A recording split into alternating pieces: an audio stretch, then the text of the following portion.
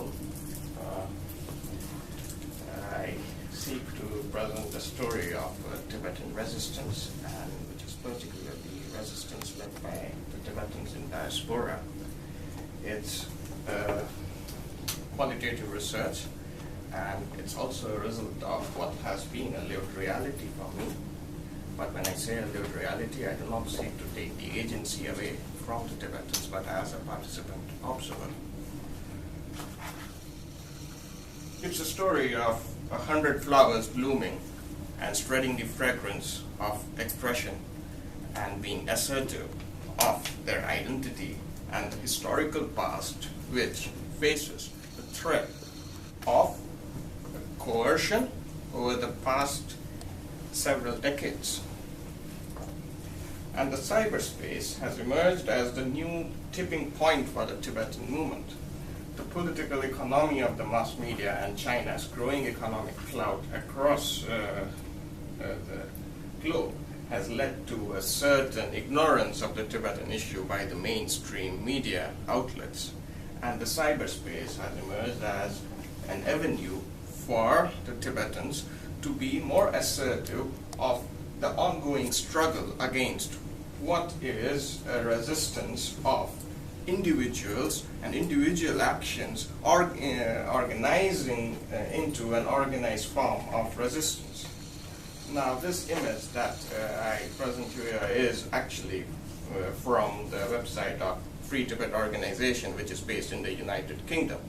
It's symbolic of how the struggle is pursued, and this is a newer phenomenon which emerged in the late 90s and early 2000s. Today, I call it a real-time resistance because when we look at the emergence of internet as a technological medium, has itself gone through several technological innovations, and today internet operates and various social networking sites and portals operate in real time, and so does the struggle. Well, since the emergence of imagined communities, discussion has featured on how identities are created, reimagined as a result of print media capitalism, how aspirations are brought together, and how nations emerge from oblivion rather from forgotten texts of history. The title of this paper, as it suggests, seeks to deliberate upon how cyberspace in the past few decades has contributed to the coming together of ideas, values, and aspirations through a network of resistance, reconciliation, and restoration in a real-time scenario in the Tibetan context. And so there, in the Hyderabad Journal of Human Rights, one of the first person to come up with to basically academically deliberate on this newer phenomenon within the Tibetan movement was Dr. Arnav Anjaria, who asserts that Tibetans are embracing internet the way they embraced Buddhism a few centuries ago. And the cyberspace has facilitated the manifestation of how organic the nature of Tibetan culture in diaspora has been. Now, what I seek to argue in this paper is that Tibet and the traditional Chinese cartography, what is deemed as Tibet, as the Tibetan autonomous region, Tibet historically extends beyond Thar. It's a cultural identity more than the political identity. The cyberspace manifests the cultural Tibet more than what China pursues as Tibet. And I approach it through Frederick Ratzel's culture area approach. Ratzel was believed to be a Nazi geographer and was instrumental in coming up with the idea of Lebensraum. But the culture area discourse helps understand that what actually Tibet and how aspirations across the Tibetan culture area are coming up with the phenomenon such as this. The Tibetan culture area extends from Kalmykia, Buryatia, and Tuva in Russia to Mongolia, to Ladakh in India, then to Tibet, which is occupied by China, to Sikkim in India, Bhutan, and Tawang in Arunachal Pradesh. So it's spread across 7 countries. And the occupants of this Tibetan cyberspace are also part of this large Tibetan culture area. It's just not reflective, as I say, of the old Tibet and the Shangri-La image, the Orientalist imagery of Tibet, but the new Tibetan cyberspace is challenging this old Shangri-La image, and we see the transcultural experience of the Tibetans post-1959 being manifested in their cyberspatial existence. This is just certain images to build a background. These are the recent self-immolations that have happened, around 140 self-immolations that have happened since 2011. And we are getting the information about the self-immolations mainly through the social media and how they are using the proxy service to send information across to Dharamshala. And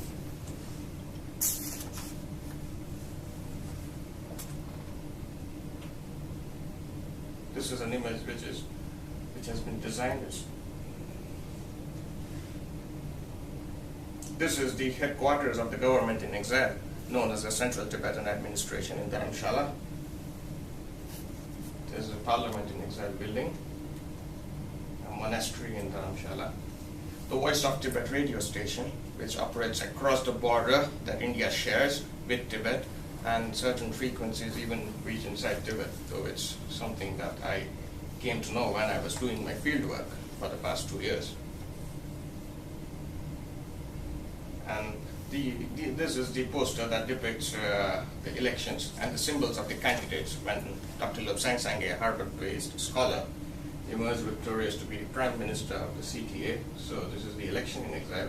This is the Dalai Lama temple. And I particularly use this image to signify what Tibetan culture area constitutes, because amongst this population, when I interviewed, these are nuns from Kalmykia, Buryatia, and Tua, who are having a dialogue with nuns from Bhutan.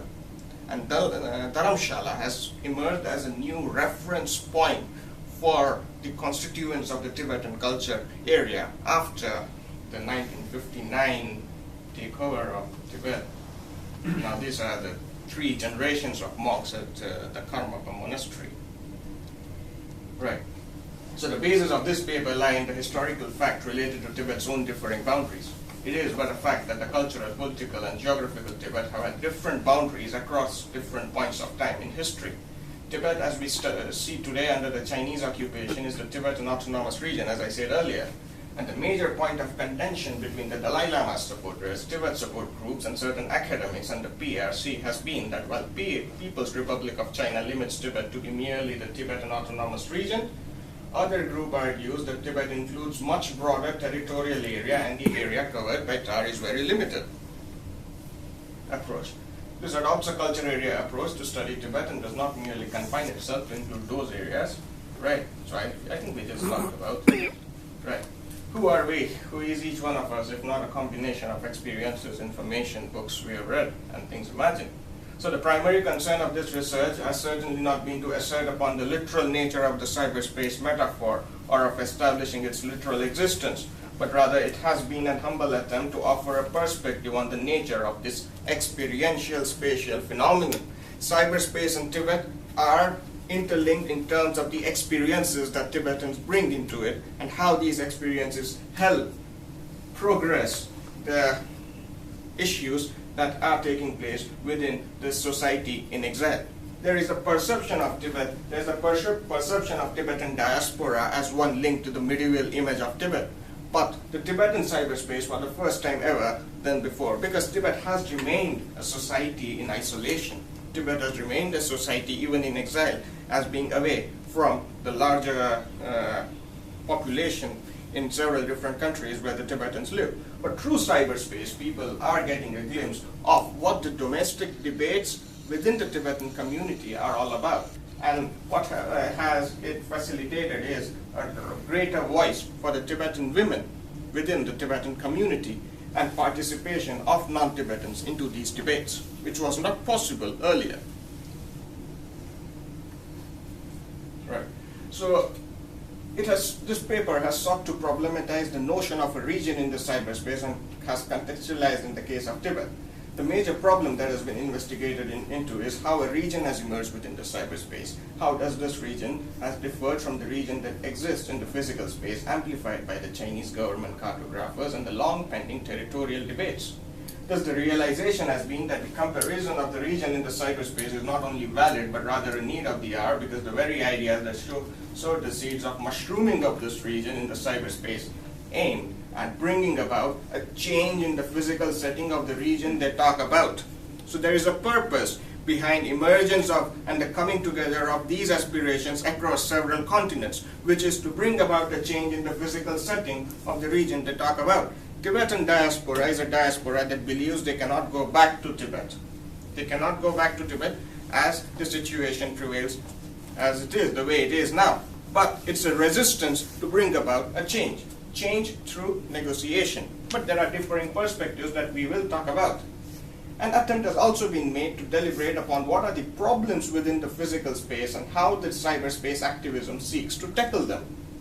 For if freedom is the end and the alternative for those demanding change in the physical setting, also those who are instrumental in the preliminary convergence with the cyberspace, then what levels of freedom exist in the cyberspatial emergence of this region? In the 90s, we had this declaration of the independence of the cyberspace in Davos by John Perry Barlow, echoing aspirations that we have arrived into a newer medium where no longer the power dynamics of the physical space will apply. We will create a new utopia. Has this utopia assured in the Tibetan cyberspace? Because Tibetan, there is a perception within a section of Tibetan diaspora whom I interviewed that cyberspace is a newer utopia where they could be more assertive. But there are problems. What problems are these, and what problems are there within the resistance that the paper seeks to talk about? Thus, various assumptions and perspectives are put to test to investigate into the problem of conjunction with the reality. If you are creating a reality within the cyberspace, yes, with due respect to that discourse, does it stand in tune with the reality on the ground? That we will explore. Now, there have been certain limitations. One is that certain region, while internet certainly relates to the emergence of a major and path-breaking social phenomenon, there remains a disconnect between those who use the internet and those who control it. The end users may not always have the full freedom or the rights to determine their own destiny within the cyberspace also, what the Tibetans perceive as it's their destiny, and they were more so because of their alliance with the West, and they believe that the cyberspace and the portals that they operate in are a result of Western innovation. But how true is that? That this paper also seeks to deliberate upon. They function in an autonomous environment, but the power structures of the real space have had their final say in matters concerning private information. Recent WikiLeaks and Snowden leaks are an indicator of how non-emancipatory the internet and the digital world can be. It still plays the tune of those who pay. In terms of limitation, one may never be able to get accurate and standard data of the server activity and locations, since this research is based on locations and the node Excel social network analysis of the nodes and actors. So the exact locations of the actors at times had been difficult, and I had to conduct greater intensive cyber fieldwork to get more accurate data. I'll show you the map later on about the nodes and edges. But this topic is based on a region which may largely remain an information black hole for decades. Information black hole, I refer to regions like Kalmykia, Buryatia, and Tuva because very less information has emerged about what is happening there. How, in the post-socialist era, how Buddhism has emerged. Even among and within Tibetans, very less literature has been presented on Buddhism in Kalmykia. So it was an attempt to also provide a historical analysis of the resistance in Kalmykia and the re-emergence of Buddhism there. Right, and the last limitation being that Facebook has been banned inside Tibet and in China, and much of the research is based on the Facebook activism and Twitter activism. So it was difficult to get insights from Tibetans based in Tibet. Right. Now the themes. One of the major themes is nation. Time and again various sources place the arguments in terms of what constitutes a nation, what the nation is all about. Tibet is a story of a nation that lost its sovereignty, a nation that lives in exile, a nation that faces the threat of extinction, and a nation that carries the weight of its own historical past. Also a nation that is witnessing a nationalist resurgence against an oppressive regime. This is how the Tibetans perceive. There's a major component as part of the thematic architecture is the discussion on nation and what makes a nation and how nations are created, born, reinvented, and reimagined. Nationalism I guess. Okay, so as far as nationalism is concerned, this paper looks into the classical division between Rangzhen and middle way within the Tibetan movement. Rangzhen supporters, and it's a conglomeration of large-scale, widespread networks of Tibetan NGOs like Students for a Free Tibet, Friends of Tibet, right, and other NGOs that talk about total independence from China. Middle way is the Central Tibetan Administration and the Dalai Lama himself who talk about genuine autonomy from China. So how it comes about in, since time is less, right. So the consumers of cyberspace, as Juliana Mansfield asserts, are simultaneously producers of socialities and identities, with productions of both located in and articulating relations of physical space. While cyberspace has facilitated the development of new spatialities and socialities in new environments, new spaces have also emerged in the real physical space as a result of the cyberspace phenomenon. Now, over here in the network real-time resistance and how the resistance itself faces a resistance within the real-time network scenario is, I take the case of the 2006 No Love for Google campaign. Google office is not very far from here, and some of us were part of the protest that happened against Google when, if you look at google.cn and if you search for terms like Tibet or Falun Dafa or Falun Gong, it will generate 50,000 results. But if you were in the UK or India, the search would result into something much more beyond 2 or 3 times more. So the Tibetans had protested against the Google and the complacency of Google to basically play to the tunes of the Chinese government and the information blockage. So if the Tibetans itself pursue the internet as an emancipatory phenomenon, as something that amplifies the protests on the ground, then possibly there is a disconnect between the reality that they pursue and the reality that they seek to establish. It's not just a struggle for the Tibetans, on the other hand, against a certain state powers of the state, or certain state forces, but it's also a struggle with the larger players within a technological phenomenon. And this has